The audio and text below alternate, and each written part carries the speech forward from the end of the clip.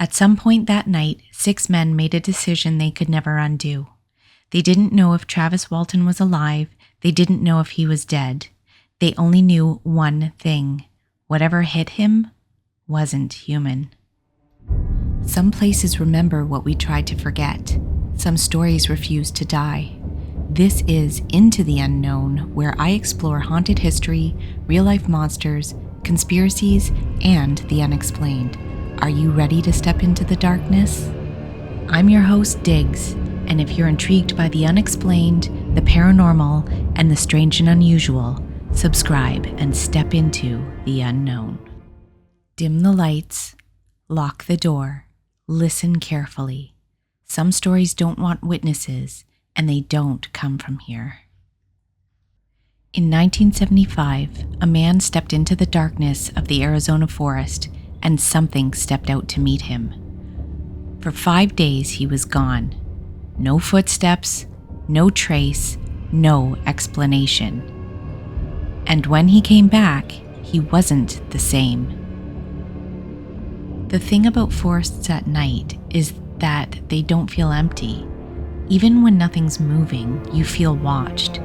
Every snapped twig sounds closer than it should. Every shadow feels intentional. That's the environment Travis Walton stepped into. Not a movie scene, a real place where sound dies quickly and help feels far away. When the light appeared, it didn't just illuminate the trees, it changed the rules. On November 5th, 1975, Travis Walton and 6 other men were deep in those woods, finishing a long day of logging. The sun was gone, the road was empty, and then they saw the light. Not headlights, not fire. Something hovering, too bright, too still, the kind of light that doesn't belong. Travis got out of the truck. That's the moment everything changes. The others stayed back, watching him walk toward the glow, like it was pulling him in. They yelled. He didn't stop. And then the light moved. A burst, a force. Travis was thrown through the air. They say his body hit the ground hard. They say he didn't move. And in that moment, fear took control, and they left him there. When they came back, he was gone. No tracks, no blood, no signs of a struggle. Just an empty stretch of forest where a man should have been. Police didn't believe their story. How could they? 6 men claiming a friend was taken by something not human? The easy answer was violence, but searches turned up nothing. And when the men were tested, their fear was real. They never changed their story, and Travis never came home. 5 days later, a phone rings. Travis is alive, confused, shaking, barely able to explain where he's been. To him, it feels like time folded in on itself, like he never left, but something in his eyes tells a different story. According to Travis, awareness returns slowly, not all at once, but in fragments. When he woke, Walton said he was lying on a reclined bed, not standing, not restrained, reclined, as if placed there deliberately. A bright light shone above him, unmoving, unblinking. The air felt heavy, wet, difficult to pull into his lungs. He remembers pain, not sharp, but deep. And for a brief moment, his mind reached for the nearest explanation, a hospital. That was his first thought, that whatever happened in the forest had ended here, under lights, on a table, with people who were there to help. But as his breathing steadied and his vision cleared, that explanation collapsed. Walton says he realized he was surrounded. 3 figures stood near him, small, thin, motionless, not dressed like doctors, not moving like people. They didn't speak, they watched, and in that instant, something shifted. The fear sharpened. He understood this wasn't a place of care. It was a place of control. Travis says 3 figures approached him, short, thin, large dark eyes.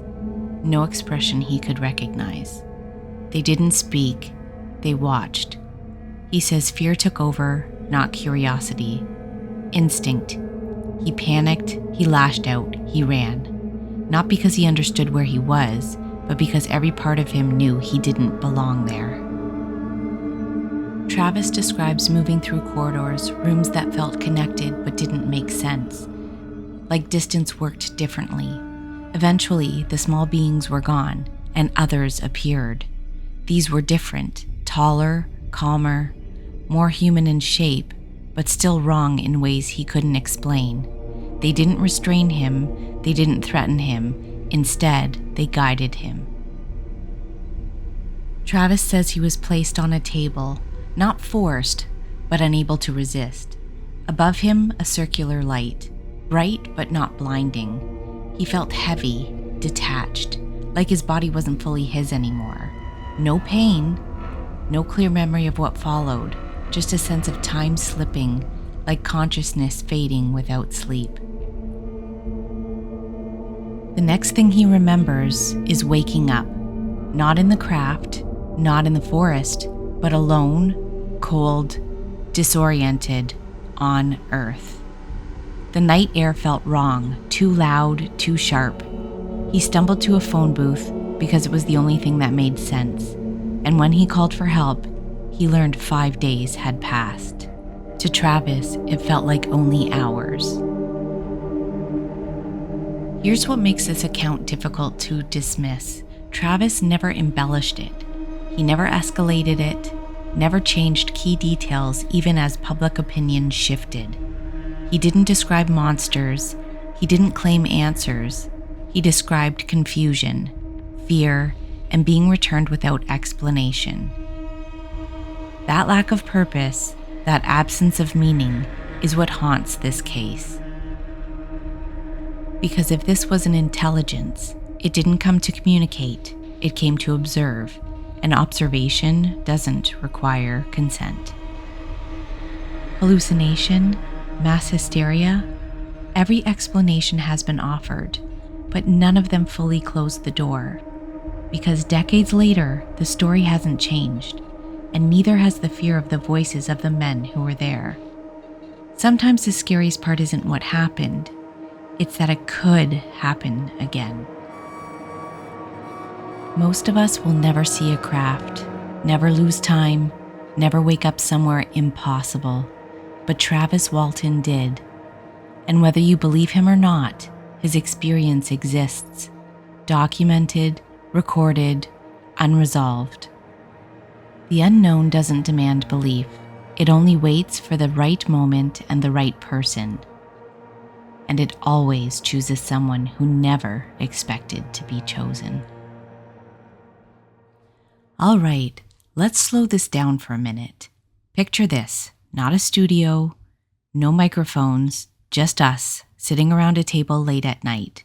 No pressure to believe anything, no need to impress anyone, just talking. Because this part of the story, this is where it stops being about Travis Walton and starts being about us. All right, before we talk about Travis Walton, before the craft, the light, or any of that, let's start somewhere else. Let's start in the truck. 6 men, end of a long day, cold air, dark coming in fast. They're not looking for anything strange. They just want to go home. And then they see the light. One of them gets out of the truck. That alone changes the night. They tell him not to. They yell, but he keeps walking. And from inside that truck, they're watching a friend walk towards something they don't understand and can't control. Now, let me ask you, and I really want you to be honest with yourself. What's going through your head right then? Is it fear, confusion, that weird moment where your brain keeps saying, this isn't real, this isn't happening? Because once that light reacts, once it moves, everything changes. They see him hit. They think he's dead. And in that moment, they make a decision that people still argue about. They leave. Not because they don't care, but because they're terrified. Because when something just did that to your friend, you don't stop and analyze, you react. And fear doesn't come with a rule book. Here's the part I want us to sit with. They didn't leave him forever. They turned back, and when they did, he was gone. No body, no sign, just the woods acting like nothing happened. That kind of moment rewires you. From there on out, their lives change. They're not witnesses anymore, they're suspects. They're not telling a story, they're defending one. For years.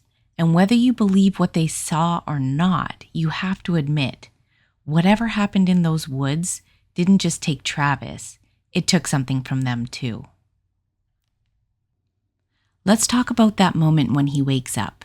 Reclined, bright light overhead, heavy air, hard to breathe. And his first thought is, I'm in a hospital. Honestly, doesn't that make sense? If something traumatic happened to you, wouldn't your mind reach for the safest explanation first? I think most of us would do the same. But then he notices the figures, and that's where things change. So let me ask you, and I really want you to think about this. At what point would you realize you were in danger? Is it when something looks wrong? Or when something feels wrong? Because Travis says the moment he understood this wasn't a place of care, he didn't freeze. He fought. That part always gets me. Not the craft or the beings. It's the reaction, that instinct. Because that's human. That's not someone chasing a story. That's someone whose body is saying, get out now. And I don't know about you, but I don't think you can fake that kind of reaction and keep it consistent for decades. What do you think? Here's another question I'd like to throw across the table. If this was a hoax, why does the story stay uncomfortable?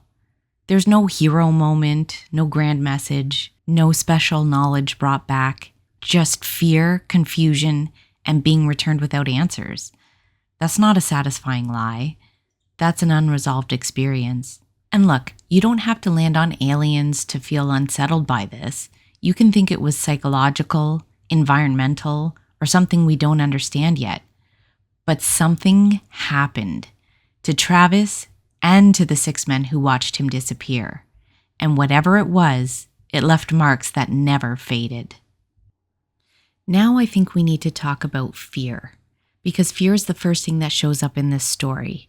Long before understanding, long before explanations, fear doesn't wait for facts, it doesn't ask questions, it reacts. Think about how fear works. It gives you impulses, fight, flight, freeze. That's it. And once fear takes the wheel, everything that happens after is filtered through survival. That's true for Travis Walton, and that's true for the 6 men in the truck. You know what we don't like to admit? We like to believe we'd be calm, rational, and brave, but fear doesn't ask who we want to be. We picture ourselves doing the right thing, standing our ground, helping someone, but fear doesn't play out like that. It hits first and it hits fast. Fear skips the part where you think it through. It goes straight to reaction, and that reaction isn't moral, it's biological. And that's the part people don't like, because admitting that means admitting we might not be able to be the hero in our own story. We judge the 6 men in that truck like we're above it, but if you really sit with it, your friend gets hit by something you don't understand, something powerful, something silent. Your brain isn't saying, what's the ethical choice? It's saying, get away. And fear lies to you. It tells you that staying is danger, that leaving is survival, even if leaving creates guilt later. That's such an important point. Fear doesn't care about the aftermath. It cares about right now. And afterward, that's when the second fear kicks in, the replay, the what if I'd done something different fear. Fear during the moment is loud. Fear afterward is quiet, but heavier. I think that's why Travis becoming combative makes sense too. People ask, why fight? But fear doesn't want answers. Fear wants distance from the threat. And sometimes fear chooses fight when it can't find a way out. That doesn't mean bravery, it means desperation. Which is uncomfortable because desperation doesn't feel heroic, it feels messy.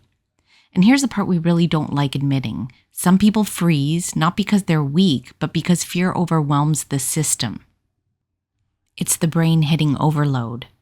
So when we talk about this story, I don't hear villains, I hear humans reacting before understanding even had a chance to arrive.